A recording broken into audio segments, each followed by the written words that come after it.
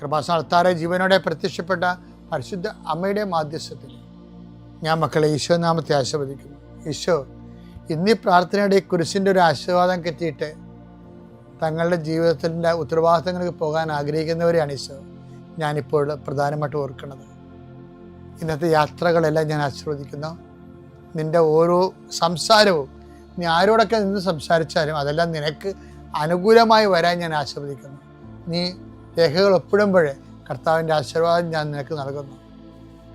നീ ഒരു പുസ്തകം വായിക്കുമ്പോഴേ, നീ എഴുതുമ്പോഴേ, നീ ഒരു രേഖ കൈമാറുന്നത് എല്ലാ പ്രക്രിയകളെയും കർത്താവിൻ്റെ നാമത്തിൽ ഞാൻ ആശീർവദിക്കുന്നു. നീ ഇന്ന് ആശുപത്രിയിലാണ് പോകണമെന്നുണ്ടെങ്കിൽ നിൻ്റെ ഡോക്ടർ നിൻ്റെ വിഷയങ്ങളെല്ലാം കേൾക്കുകയും കൃത്യമായ മരുന്ന് നിനക്ക് നിശ്ചയിച്ച് തരികയും കൃത്യമായ പ്രിസ്ക്രിപ്ഷൻ നൽകുകയും നല്ല ഡയഗ്നോസിസ് നടക്കാൻ വേണ്ടി, ഷാർപ്പ് ഡയഗ്നോസിന് വേണ്ടി എല്ലാ രോഗികളെയും ഈശോ നാമത്തിൽ ആശീർവദിക്കുന്നു.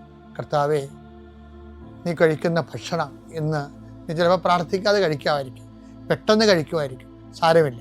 എങ്കിലും നീ ഓർത്താലും ഓർത്തില്ലേലും നീ ഇന്ന് കഴിക്കാൻ പോകുന്ന മുഴുവൻ ഭക്ഷണപദാർത്ഥങ്ങളെ, നീ ഇന്ന് കുടിക്കാൻ പോകുന്ന മുഴുവൻ പാനീയങ്ങളെ, ശുദ്ധ വെള്ളം ഉൾപ്പെടെ കർത്താവിൻ്റെ നാമത്തിൽ പിതാവിൻ്റെയും പുത്രൻ്റെയും പരിശുദ്ധ നാമത്തെ ആശീർവദിക്കുന്നു.